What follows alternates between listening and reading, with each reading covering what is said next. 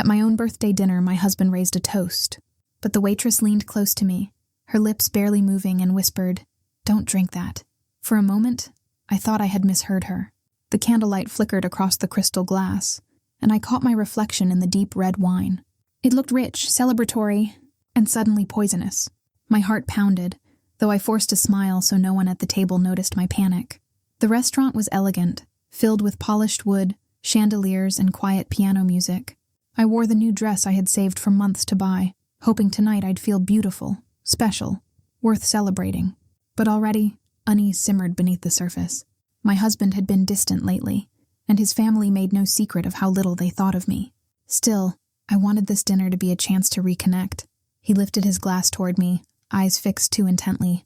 "To my wife," he said, voice smooth, almost rehearsed. "May this year bring her peace, health, and obedience."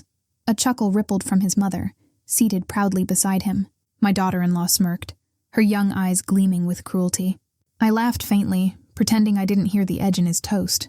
The waitress hovered, pretending to adjust a plate. Her hand trembled slightly as she leaned toward me again. "Don't drink," she breathed. My stomach clenched. I whispered back without moving my lips. "Why?" But she was gone before I could catch her gaze. My husband's eyes never left me. "Come on, love," he urged. "Take a sip. It's tradition. You always drink first," my mother-in-law added, sharp and dismissive. "Don't be dramatic. It's just wine, dear. You do enjoy making scenes." Heat rushed to my cheeks. My daughter-in-law laughed under her breath, like she was in on a joke I wasn't. I lifted the glass slowly, trying to control the shaking in my hands. The scent of the wine was strong, bitter. I tilted it toward my lips, brushing it just enough so the liquid touched without swallowing. I forced a sound of approval, lowering the glass with care. Inside, my chest was thundering. Something wasn't right. My husband leaned closer, his hand brushing my arm with deliberate pressure. "Drink more," he said softly, but there was no warmth in his tone. "It's your birthday." "I will," I answered lightly, standing before he could press again. "But first, excuse me." "Powder room." My mother-in-law rolled her eyes, always running off at the important moment. I ignored her, keeping my steps calm and steady until I reached the bathroom. My breath caught in my throat as I locked the stall door. I stared at the glass still in my hand, the dark liquid reflecting my pale face. Slowly, I tipped it into the sink, watching the red swirl down the drain like blood. I rinsed the glass, heart hammering, then pressed my palms against the cold marble counter. What was happening? Was I being paranoid? Or had that waitress just saved me from something unthinkable? When I returned, my husband's eyes narrowed. "That was quick," he said, searching my face. "I didn't want to miss the fun," I replied, sliding back into my seat. I set the empty glass down casually, hoping no one noticed. My daughter-in-law leaned in, smirking. "Finally finished it, huh?" I smiled thinly, forcing myself not to reveal the truth. My skin prickled with every glance from across the table. The evening moved on with laughter, chatter, and food I could barely taste. My husband kept glancing at my untouched second glass, irritation hidden beneath his polished smile. His mother made more comments about how fragile I was, how sensitive. Each word stung like salt in an open wound. I tried to focus on my children, on the clinking of forks, on anything but the suspicion growing like a shadow around me. But halfway through dessert, a strange heaviness swept over me. My hands felt cold. My vision blurred for a moment. My chest tightened. My thoughts raced, but I didn't drink it. I poured it out, so why do I still feel dizzy? My head spun and the table tilted. Voices blurred into a low hum like I was underwater. I grabbed the edge of the table, but the polished wood seemed to slip away from my fingers. The chandelier lights above me fractured into 1,000 stars. Gasps broke around the room. Silverware clattered. My daughter-in-law's laugh cut through it, sharp, cruel. "Always stealing attention," she said, her tone dripping with satisfaction. I tried to answer her, but my lips barely moved. My breath came shallow, ragged. Something was terribly wrong. "Relax, everyone." My husband's voice rose above the chaos, smooth but irritated. "She's exaggerating." "It's just stress." "Exaggerating?" My body was collapsing in front of them. I could hardly see straight, yet he acted like I was staging a show. A hand steadied me suddenly, gentle, urgent. I blinked and caught the eyes of the waitress. Her face hovered close. She whispered, "Check the napkin." Proof. Her fingers slipped something small and folded into my palm before she pulled away, vanishing into the blur of people rushing around me. My chest tightened. My hand clamped around the napkin like it was my lifeline. "Call an ambulance. Someone shouted in the background, but my husband's sharp reply cut them off. No, give her a moment. She'll be fine, fine? My body was shaking and my vision darkened at the edges. He was stalling. Why? I slumped sideways in my chair. The room swayed. My daughter-in-law leaned back smugly, whispering to her mother-in-law. She just loves the drama. Tears stung my eyes, not from weakness, but from rage. How could they look at me fighting to stay upright and mock me like that? I need help, I managed to croak, my voice no louder than a whisper. Finally, another guest, not family, but a friend of ours, snapped. She needs a doctor now. Call 911! Footsteps scrambled. Distantly, I heard my husband hiss, "Don't overreact." But the command in his voice no longer drowned out the rising panic of others. My head lolled, but I forced my fingers tighter around the napkin. My nails dug into the paper. I didn't know what it said yet, but something told me it mattered more than anything else in this moment. The sound of sirens grew faint, then closer, piercing through the muffled haze. A voice, paramedics now, cut through the noise. "Ma'am, can you hear me?" "Stay with us," I wanted to answer. I wanted to tell them everything. The whine, the warning, the whispers, but my tongue felt like stone. The waitress's voice replayed in my mind like a thread pulling me back from the edge. "Check the napkin. Proof." Cold hands lifted me onto a stretcher. Someone buckled straps across my chest. My husband hovered above me, forcing a worried expression. "She'll be all right," he told them. Then he leaned close, his breath hot in my ear. "Don't you dare embarrass me tonight." Rage flickered in my fading consciousness. Embarrass him? My life was slipping, and that was his concern. The paramedics ignored him, rushing me toward the flashing lights outside. The restaurant sounds, cutlery, whispers, laughter, faded into the distance. In the ambulance, the world steadied just enough for me to see again. The paramedic's voice was calm but urgent. "Stay with me, ma'am." Deep breaths. "You're safe now." Safe. The word felt foreign. I turned my hand slightly, feeling the crumpled napkin still clenched tight. My heart hammered as I forced it open, eyes straining to read the scrawled ink. Just a name, and a phone number. Beneath it, one chilling line. "Call me. It's about your husband." The sirens wailed above me, but inside I went silent. Suspicion hardened into something sharper, something cold. I knew now, this wasn't just stress or weakness or drama. This was betrayal, and I had just been given my first piece of proof. Still weak in the hospital, I dialed the number with trembling fingers. The room was dim, lit only by the glow of monitors. Each beep echoed in the silence, reminding me how fragile I felt, how close I had come to slipping away. My hands shook as I held the phone, terrified my husband might walk in any moment. He had been hovering like a shadow, too attentive, too watchful. But for now, the hallway outside was quiet. The line clicked. A woman's voice, low, urgent. "Hello?" "It's me," I whispered. "The woman from the restaurant. You left me a number." A pause, then her breath caught. "Thank God you called. I wasn't sure you'd believe me." "I almost didn't," I admitted, my throat tight. "But I need to know. What's going on?" Her words rushed out, like she had been holding them in for too long. I overheard them. "Your husband and his mother, they were talking about money, insurance money, and how tonight was the perfect chance." I froze, the phone trembling against my ear. "Insurance?" "Yes," she whispered. "They slipped something into your drink.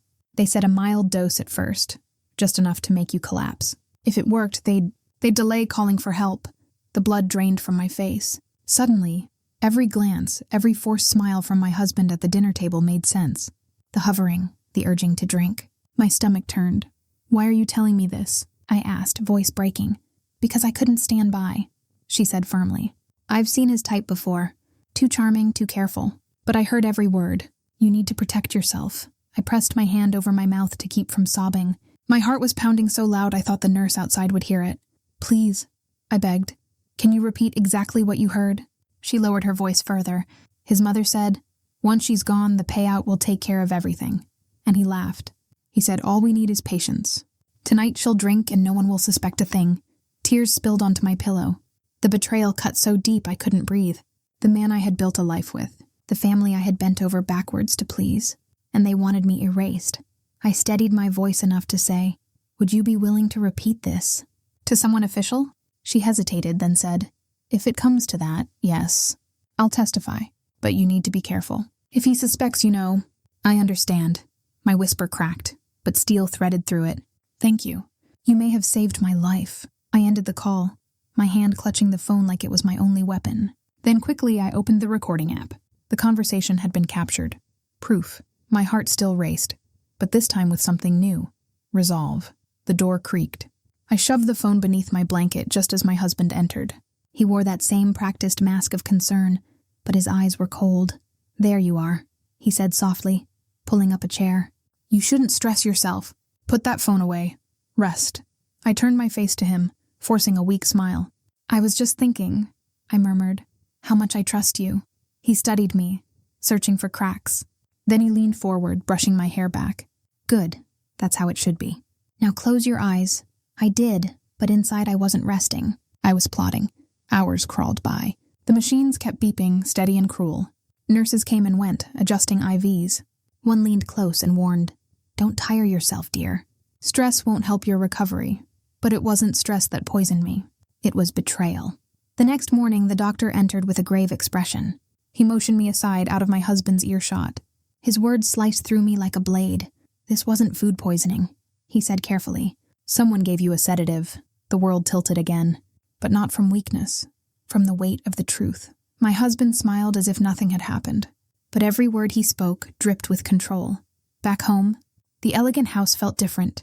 Its glossy marble floor and gilded mirrors no longer signified comfort, but confinement. The very walls seemed to lean in, listening, watching. I sat at the dining table, a cup of untouched tea in front of me, while my husband read the newspaper as though the night at the restaurant had been no more than an amusing inconvenience. You've been under such pressure, he said lightly, not looking up. It explains your fainting spell, his mother chimed in from the sitting room, her voice sharp as polished glass. We all know you're delicate. Stress always finds you, the words stung. My head was still heavy, but my mind was clear enough to recognize what they were doing. Gaslighting me, framing my collapse as a weakness of my own making. I forced a smile. Maybe you're right. My husband glanced at me over the edge of his paper. I could almost hear his unspoken command. Stay quiet. Stay obedient. Days passed in a haze of careful steps. They hovered, always present. My daughter-in-law flitted around with false sweetness, bringing me herbal teas, reminding me to rest. My husband insisted on driving me everywhere, even to the grocery store. And when I suggested I could manage the household bills, he waved me off with a rehearsed gentleness. Don't bother with bills. I'll handle it. You need peace, not numbers, his mother added. She's too fragile for such things. Best not to burden her, fragile, a burden. The words wrapped around me like a noose. But behind my polite nods and forced smiles, I was cataloging everything. One evening, while he showered, I slipped into his office. My heart hammered, palms slick with sweat, but my hands moved with determination. The mahogany desk drawers were meticulously arranged, but I knew what I was looking for. The bank statements. I scanned the pages quickly, eyes darting over rows of numbers.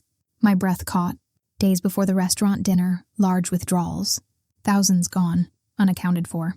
My fingers trembled as I pulled out my phone and snapped photographs of each page, careful not to disturb the order.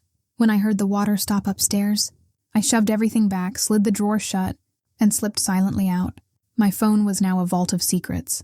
That night I lay in bed beside him, pretending to sleep while his arm draped over me like a shackle. My mind replayed the waitress's urgent whisper. Check the napkin. Proof. She had known something. And now so did I. I had to see her again. The next afternoon, I told them I wanted a walk in the garden. My husband's mother fussed, but I smiled, calm and convincing. The moment I was alone, I slipped out the side gate, hailed a taxi, and gave the driver the cafe address the waitress had scribbled on the napkin. We met in a corner booth. She was pale, eyes darting nervously toward the door, but her voice was firm. Be careful. They won't stop. You're worth more to him gone than alive. Her words tightened the knot in my chest, yet they also sharpened my resolve. I thanked her quietly, promised to stay in touch, then returned before anyone could notice my absence.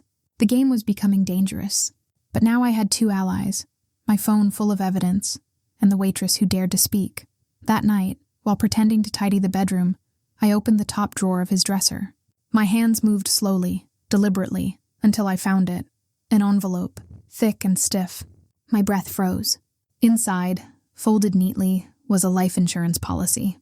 My name stared back at me, the letters sharp under the lamplight. Beneficiary, my husband. Sole beneficiary. A chill ran down my spine, cold as a blade pressed to skin. The elegant house, the kind smiles, the soothing voices, everything had been a lie, spun into a web meant to hold me until the moment they could cut me free from life itself. I slipped the envelope back, fingers trembling, and closed the drawer with care. Then I turned to the mirror above the dresser. My reflection stared back, paler, thinner, but my eyes burned with clarity. They thought I was fragile. They thought I was blind. But now I saw, and I would not let them win. I met the waitress in a quiet cafe, and what she said froze my blood. The cafe was modest, almost shabby, chipped wooden tables, faint smell of burnt coffee grounds, a humming refrigerator in the corner. A stark contrast to the glossy marble and velvet of my home, but here, anonymity wrapped around me like a protective cloak. I slid into a corner booth, nerves buzzing, eyes flicking toward the door every time it opened. She arrived with her hair pulled back tightly, as though every strand had to be disciplined into silence. Her hands shook slightly when she placed her bag on the table, but her eyes, sharp, alert, met mine. "You came," she whispered, voice hoarse. "I had to," I murmured back, leaning forward. "Tell me everything." She glanced around, lowered her voice. "They laughed about it. Your husband and his daughter-in-law. The night before that dinner, they sat at a corner table in the restaurant, not realizing I was near enough to hear. They spoke about timing." My throat tightened. "Timing?" She nodded, eyes darkening. "Mixing a sedative into your drink, making sure you'd collapse in public, where it looked like stress, not poison. And then," she paused, her fingers twisting the napkin between us. "They'd appear supportive, pretend to panic, but delay help long enough to make it worse." The cafe felt colder suddenly. I wrapped my arms around myself, shivering. I thought of my daughter-in-law's sharp voice at the restaurant, the way she had sneered, always stealing attention. My stomach churned. "They planned it," I whispered. "Yes," the waitress said firmly. I saw the way they looked at each other. Your collapse wasn't surprise. It was satisfaction. My phone buzzed violently on the table. A message from my husband. "Where are you?" "Why haven't you answered?" Another followed quickly. "You shouldn't be out alone." I turned the phone face down, forcing my breathing to steady. "If I go to the police, it's my word against theirs. I need proof."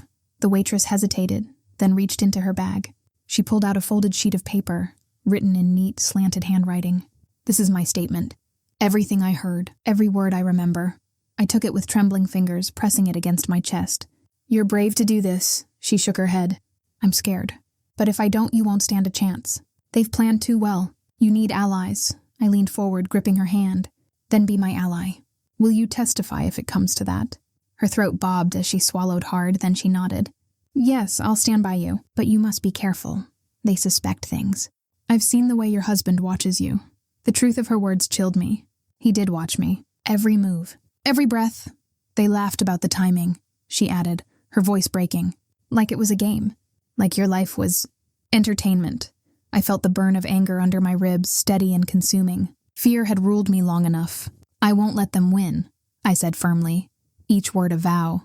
Her eyes softened, a flicker of relief passing across her face. "Then fight smart. Don't let them know you know." We parted with a careful hug, both of us glancing toward the windows before stepping out. The cool evening air brushed my skin, carrying the scent of rain. I clutched the folded statement inside my coat pocket like a lifeline. My phone buzzed again. 3 missed calls from my husband. Anxiety tightened around my throat. I turned toward the taxi stand at the end of the street, eager to put distance between myself and this meeting place. And then I froze. Across the street, half hidden beneath the shadow of a tree, was a car I knew too well. Sleek, black, the same one parked in our driveway every night. My husband's car. The driver's silhouette was unmistakable, a pale hand resting on the steering wheel. Watching, waiting. My stomach dropped, and the blood roared in my ears. He knew. If they wanted me gone, I'd let them think they'd won, until the moment I struck back. My house had never felt so foreign. The chandeliers glowed too brightly. The polished wood floors reflected my own pale face back at me like a warning. Every corner, every hallway seemed to whisper of plans hatched in secret. But tonight I wasn't just the prey. I was setting the trap. I shuffled slowly from the bedroom to the dining room, draping a shawl over my shoulders as if even the air-conditioned chill was too much for me. The performance had to be flawless. My husband believed what he could see, and tonight, I would give him exactly that. The dining room was already staged like a theater. A bottle of wine stood open on the sideboard, glasses waiting. My mother-in-law hovered near the kitchen archway, eyes sharp but mouth smiling. The daughter-in-law's laugh echoed faintly from the hallway like a dagger wrapped in silk. "Sit, darling," my husband said softly, pulling out a chair for me. "You look so pale. You should eat something." I lowered myself onto the chair, letting my hands tremble as they rested on the table. "I'm just tired," I murmured, eyes downcast. "Still recovering." He poured the wine carefully, his movements too rehearsed to be casual. "Drink it all, darling. It will help you relax." I raised my eyes to his, steady though my voice quivered. "Of course," I said with a calm smile. "I trust you." Beneath the tablecloth, my hand brushed the tiny remote hidden in my lap. Upstairs in the vent above the dining room cabinet, a small camera blinked silently. Installed that morning while the house was empty, it now watched everything, every gesture, every whisper.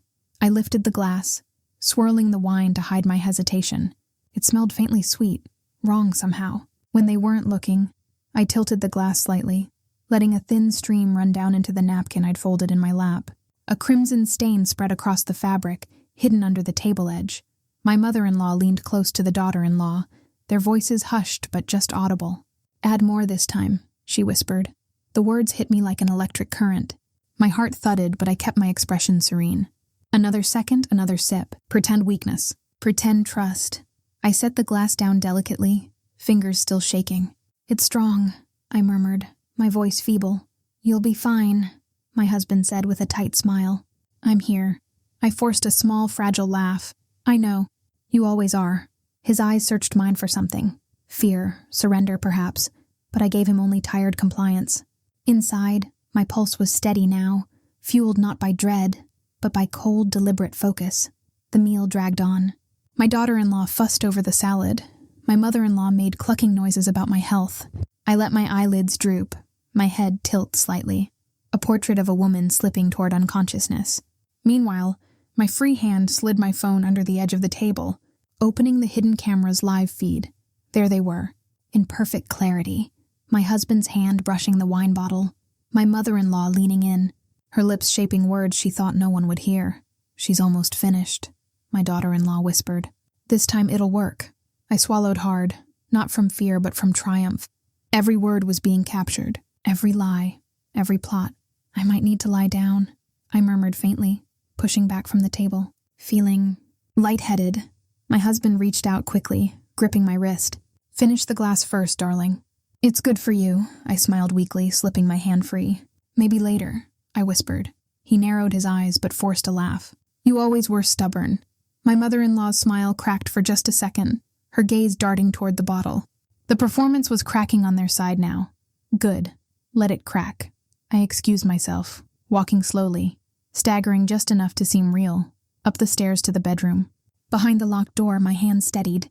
I pulled up the footage on my phone, pressing play, clear as daylight. My mother-in-law leaning toward the bottle, her whisper captured perfectly. "Add more this time." My husband's voice low and cold. "She's almost finished." I sat on the edge of the bed, the video playing over and over, my reflection trembling in the darkened window. This was no longer just suspicion. It was proof, and yet proof was only a weapon if wielded wisely. Police? Lawyers? Media? Each choice held risk. Each path could be blocked if I moved too soon. Downstairs, laughter floated up the stairwell. Thin, brittle, a sound that no longer belonged to family. I closed my eyes, the video still running in my hand, and felt the tremor of power shift inside me. For the first time in weeks, I wasn't the one being hunted. But now, with their words caught on tape, I faced a new question, one as sharp as a knife. How exactly would I expose them? They thought I'd walk into court broken. Instead, I walked in with evidence. The courthouse was colder than I'd imagined. Pale stone walls rose around me like fortresses, the air thick with whispers and the shuffle of papers. My shoes clicked against the polished floor as I walked down the aisle toward the plaintiff's table, every eye on me. Once their stares might have made me shrink, but today I stood taller. My husband sat opposite me, his posture relaxed, his face carefully arranged into a mask of concern. His mother at his side, lips pursed, radiated disdain. My daughter-in-law leaned back with a smirk, as though the entire proceeding were nothing more than a formality. They believed this was theirs to win. The judge entered and silence fell. The sound of the gavel echoed like a gunshot. "This court is now in session." The opposing attorney wasted no time. He painted me as fragile, unstable, a woman prone to fainting spells and nervous imagination. Stress, not sabotage, he argued. A loving family unfairly accused, I let him finish. My hands folded neatly on the table, my expression calm. When the judge's eyes turned to me, I rose. With respect, Your Honor, I began, my voice steady. I was told I was imagining things. I was told it was all in my head. But tonight I present the truth. Gasps stirred as the bailiff wheeled in a monitor. The waitress, trembling but resolute, stepped forward. She was sworn in, her voice shaking at first, but gaining strength with every word. I overheard them, she said, pointing toward my husband and his family. The night before the dinner they planned it, mixing a sedative, waiting for her to collapse. Pretending to help while delaying real aid, my husband slammed his hand on the table. She's lying, he barked, his mask slipping. The judge raised a stern hand. You will remain silent until permitted to speak. I nodded to the bailiff. The video played. On screen, my mother-in-law's whisper was as clear as a bell. Add more this time. Then my husband's voice, cold and certain. She's almost finished. The courtroom rippled with gasps and murmurs. My husband's face drained, his smirk gone, his eyes darting wildly between the judge and the screen. I stepped forward again, placing a neat folder on the bench before the judge. And here, Your Honor, documents. Bank withdrawals made days before my collapse, large sums unaccounted for. And this. I slid the insurance policy across, its bold lettering impossible to deny. A life insurance policy naming my husband as the sole beneficiary. Silence followed, heavy and suffocating. Then the judge's voice cut through it like steel. Do you deny this evidence? My husband stammered, his hands clenching. This is fabricated. She's unstable. She's making it all up. I met his eyes, calm, unflinching. The truth doesn't need your approval. The words hung in the air like a verdict of their own. For years, I had doubted myself, second-guessed every instinct under the weight of their voices. But here, now, with evidence laid bare, there was no more room for doubt. The judge leaned forward, his expression severe. The evidence is clear. This was no accident, no stress-induced collapse. This was attempted murder, gasps echoed. My husband lurched to his feet, but the bailiff was already moving. His mother shouted something unintelligible. The daughter-in-law's face twisted into horror. Order, the judge thundered, his gavel slamming against the desk. Order in the court! I stood motionless, my hands clasped together, as if holding all the fragments of myself steady. Around me, chaos erupted. My husband tried to protest, his voice cracking, but the bailiff's hand pressed firmly on his shoulder. The judge's voice was final, ringing through the chamber with undeniable authority. This court orders the immediate arrest of the defendant. The color drained from my husband's face, his lips pale, his eyes wide as the weight of consequence finally bore down on him. And I, who had been gaslit, silenced, and nearly erased, felt a steadiness bloom inside me. Not fear, not doubt, but triumphant certainty. The house was silent for the first time in years, and it was mine again. I stood in the doorway, keys jingling in my hand. For the first time in so long, no footsteps echoed behind me, no sharp voice from the kitchen, no forced laughter from the dining room. Just silence, thick, healing, mine. The living room felt different, though nothing had changed yet. The velvet drapes still hung heavy, chosen by my mother-in-law to suit the house's dignity. The crystal cabinet still sparkled with glasses my daughter-in-law had bragged about polishing. But their shadows were gone. I walked through slowly, touching the walls as if reclaiming them inch by inch. This wasn't a prison anymore. It was a sanctuary. The first thing I did was call the locksmith. The sound of the drill replacing locks was like music, sealing away years of intrusion. Every new key he handed me felt like a piece of my soul returning. After he left, I went to the bank. Closing joint accounts, severing ties, withdrawing what was mine. The clerk looked surprised, but I only smiled. It's time I handled my own finances, I said firmly. My husband had claimed I was too fragile, but fragility was a story he told to keep me caged. Back home, I opened the windows wide. Fresh air swept in, clearing the stale perfume of secrets. I stripped the drapes, rolled up the ornate rugs, dragged furniture into new places. My body ached, but with every change I felt lighter. A soft rug, a vase of bright flowers, a photo of myself smiling long before betrayal had soured my life. These small things stitched me back together. Nights were hardest. Alone in the silence, memories replayed. The whisper over my wine glass, the dizziness, the smug smiles of people I had once called family. Betrayal lingered like a bruise tender and deep. But each night, As I journaled by the lamplight, I felt the bruise fading. Therapy helped too. Sitting in that small, sunlit office, my therapist's voice steady and warm, I began to untangle years of gaslighting. "You weren't weak," she said one afternoon, her eyes kind. "You were surviving in a war you didn't choose." Her words cracked something open inside me. I had blamed myself for so long. Why hadn't I noticed sooner? Why had I stayed silent? But strength, I realized, wasn't about never being fooled. It was about standing back up after being knocked down. Friends I hadn't seen in years began to return. At first I hesitated, embarrassed, raw. But one by one, they reminded me of who I was before manipulation dulled me. Laughter filled the house again, not sharp or cruel, but genuine. Over cups of tea, I remembered that family wasn't only blood. It was those who stood by you when the rest tried to bury you. I even found myself at the cafe again, sitting in the same booth where the waitress had once whispered truth into my life. She smiled when she saw me, relief etched into her face. "You look free," she said softly. I laughed, a sound that felt new in my throat. "I am."